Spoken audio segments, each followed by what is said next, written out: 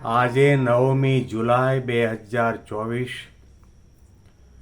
મંગળવારના દિવસે આજના ચિંતનમાં તમામ સંતો હરિભક્તોને મારા સાષ્ટાંગ પ્રણામ. જય સ્વામિનારાયણ. આજનું ચિંતન નંદ સંતોના કીર્તનો, મર્મ અને રહસ્ય. અનુપ સંતને આપું ઉપમા, એવું નથી જો એક. જોઈ જોયું મેં જીવમાં, કરી ઊંડો વિવેક. સાતે દ્રષ્ટાંતે સહુ સૂચવી, કહે કવિજન કોઈ. સરે સાર તેમાં શોધતા, સંત સમ નહીં સોય. અનુપ સંતને આપું ઉપમા. વૈરાગ્ય મૂર્તિ નિષ્કુળાનંદ સ્વામી આ પદમાં આપણને સૌને સંતનો મહિમા સમજાવે છે. બહુધા સમાજની અંદર એવી એક વિચારધારા અને એવો એક દ્રષ્ટિકોણ હોય છે, અને ઘણા એવું કહેતા પણ હોય છે કે આપણે તો બધા સાધુ સરખા, કોને નાના મોટા કહેવા. જેવી રીતે 1 રૂપિયો, 5 રૂપિયા, 10 રૂપિયા, 50 રૂપિયા, 100 રૂપિયા, 1000 રૂપિયા અને 2000 રૂપિયા, આ બધાને રૂપિયા કહેવાય. પણ કોઈ એમ કહે કે આ 2000 રૂપિયાની નોટ અને આ 1 રૂપિયો બંને સરખા, તો આપણે માનીએ કે આનો ઉપરનો માળ ખાલી લાગે છે. આને કોઈ જ્ઞાન જ નથી. આ દ્રષ્ટાંત ઉપરથી આપણને એવો ખ્યાલ આવે કે દુનિયામાં એવા લાખો લોકો છે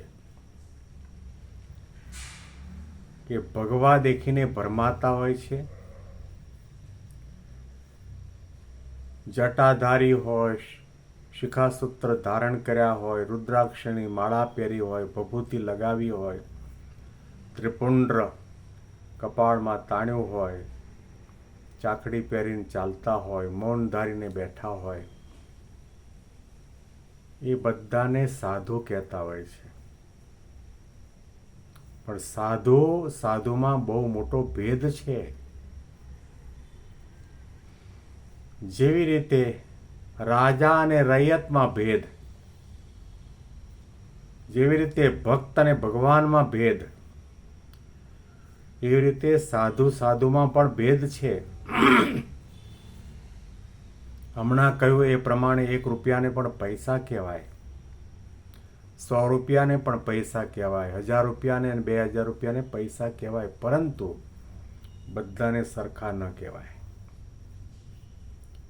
અને એટલા માટે આ પદની અંદર નિષ્કુળાનંદ સ્વામી પોતે કહે છે, મારે સંતને કઈ ઉપમા આપી.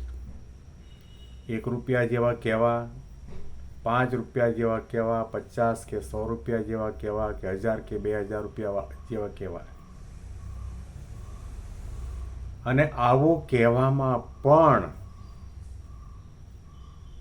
સંતને યોગ્ય ઉપમા આપી શકાતી નથી. દુલા કાગે યોગીજી મહારાજના દર્શન કર્યા અને એના હૈયામાંથી ઉર્મિઓ જાગી. જોગીડાને જોવા ગયા તા, જોનારા ઝડપાણા. જોગીડાને જોવા ગયા તા, જોનારા ઝડપાણા. અને સામાન્યતયા કવિ દુલા કાગે સંતનો મહિમા સૌ કોઈને સમજાય એટલા માટે દ્રષ્ટાંતો આપીને એમણે કહ્યું છે.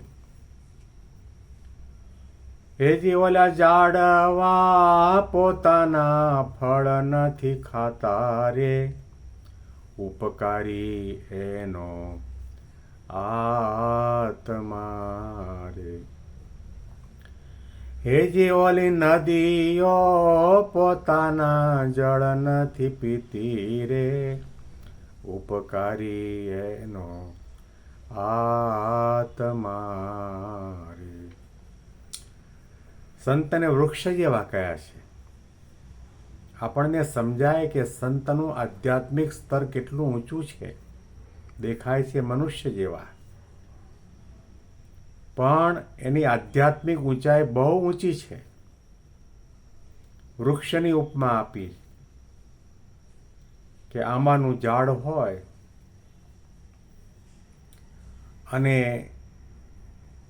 એમાં જેટલી કેરી લાગે, ફળ લાગે, કોઈ દિવસ આપણે વાંચ્યું, સાંભળ્યું કે જાણ્યું નથી કે કેરીના ઝાડે પોતાના ડાળી ઉપર થયેલા ફળને ખાધા હોય. આવીને પક્ષી ખાય, ખેતરનો માલિક હોય તે લઈને બજારમાં વેચે અને ખાય પણ ખરો, પણ ક્યારેય વૃક્ષે પોતાનું ફળ ખાધું નથી. હવે વૃક્ષની ઉપમા આપી તો ખરી, પણ વૃક્ષની અંદર પાનખર ઋતુ આવે ત્યારે પાંદડા ખરી જાય. વસંત ઋતુ આવે ત્યારે ડાળીએ ડાળીએ, ડાંખળીએ ડાંખળીએ કૂંપળો ફૂટે. અને એ આંબાનું ઝાડ હોય એ વર્ષમાં 1 કે 2 વખત કેરી આપે, ફળ આપે. જ્યારે સંત છે એ હંમેશના માટે કોઈને પણ ફળ આપે છે. કેરીને પાડવા માટે નીચે ઉભેલો માણસ પોતે પથ્થર હાથમાં લઈને કેરીને મારે તો પણ કેરીનું વૃક્ષ એ માણસને મારનારને ફળ આપે છે. એમ સંતો પણ જ્યારે મારો ત્યારે જ ફળ આપે એવું નથી. એના દર્શન કરો તો પણ ફળ મળે, એના ચરણમાં મસ્તક ઝુકાવો તો પણ ફળ મળે, એમના માટે સારા શબ્દો બોલો તો પણ ફળ મળે. કયું ફળ? આંબાનું વૃક્ષ કેરી આપે, પરંતુ એ કેરી ખાધા પછી કલાક માટે આરામ થાય, શરીરમાં તંદુરસ્તી વ્યાપી જાય, એની ના નથી, શરીરની પુષ્ટિ થાય, પરંતુ સાથે સાથે ઘણા વિકાર પણ જાગે. જ્યારે સંત આપે છે ફળ, કયું ફળ આપે છે? મોક્ષનું ફળ આપે છે, ધર્મનું ફળ આપે છે, સજ્જનતાનું ફળ આપે છે, માનવતાનું ફળ આપે છે, આધ્યાત્મિકતાનું ફળ આપે છે, ભગવાનના સ્વરૂપની અંદર શ્રદ્ધા જાગે, શ્રદ્ધાનું ફળ આપે છે, ભક્તિનું ફળ આપે છે. સંત ફળ આપે છે, એના દ્વારા જીવાત્મા માયા મુક્ત બની જાય છે, અક્ષરધામનો અધિકારી થઈ જાય છે. નદીઓ પોતાના જળ નથી પીતી, પરોપકારી એનો આત્મા રે. કોઈ દિવસ જાણ્યું કે નદીએ પોતાનું જળ પીધું હોય? બહુ ઉનાળાના ધગધગતા તાપની અંદર લોકો 45-50 ડિગ્રી, હમણાં 56 ડિગ્રી સુધી પહોંચી ગયું હતું તાપમાન, ત્યારે લોકો આકુળ વ્યાકુળ થયા હતા. એવા સમયમાં પણ નદીએ ક્યારેય પણ પોતામાં વહેતું જળ પીધું નથી. એ સંતો પોતે નદી જેવા પરોપકારી છે. દુનિયામાં ઘણી બધી નદી છે, એમાં ગંગા, ગોદાવરી, સિંધુ, સરસ્વતી, નર્મદા, આ બધી પરમ પવિત્ર નદી છે. એમાં સ્નાન કરો અને આપણું પાપ બળે, એવો એ નદીનો મહિમા પણ છે. સંતને નદીની ઉપમા આપી છે, પણ તમામ દુનિયાની જે નદીઓ ભેગી થાય, કહેવું હોય તો કહી શકાય કે અનંત કોટી બ્રહ્માંડોની અંદર જેટલી જેટલી પરમ પવિત્ર નદીઓ છે, એને એક પલ્લામાં મૂકવામાં આવે અને સામા પલ્લામાં ગુણાતીત પરમ એકાંતિક અક્ષર બ્રહ્મ સ્વરૂપ સંતને મૂકવામાં આવે તો એ સંતની તુલનામાં તમામ નદીઓ ન આવે. ભાગવતની અંદર વ્યાસ ભગવાને ગંગાના અવતરણની કથા કહી છે.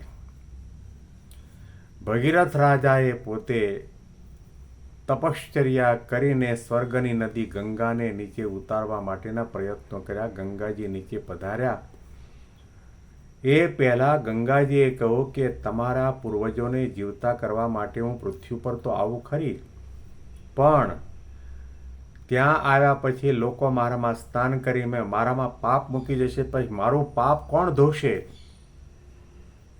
ત્યારે વ્યાસ ભગવાને લખ્યું છે, સાધવો ન્યાસીન સંતા બ્રહ્મનિષ્ઠા લોક પાવનાહ હરંત્યગમ તેંગ સંગા તેષુ આસ્તે અગભિત ભરી, કે જેના હૃદયમાં રોમ રોમની અંદર ભગવાન પુરુષોત્તમ નારાયણ અખંડ બિરાજમાન થઈને રહ્યા છે એવા પરમ પવિત્ર સંત જ્યારે ગંગાજી તમારા નીરમાં આવીને સ્નાન કરશે તો તમારા પાપ માત્ર બળી જશે.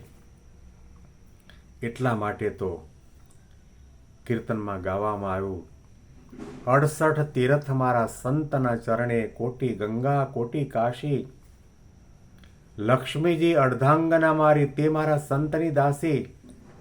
આટલો મોટો મહિમા ગાવા પાછળનું કારણ શું છે?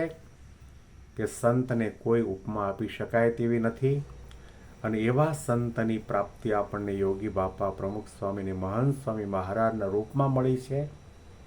એમના ચરણમાં કોટી કોટી વંદન. આ પંક્તિ ઉપર વિશેષ ચિંતન આવતીકાલે સાંભળીશું. બેંગ્લોરથી પીડી શાસ્ત્રીના જય સ્વામિનારાયણ.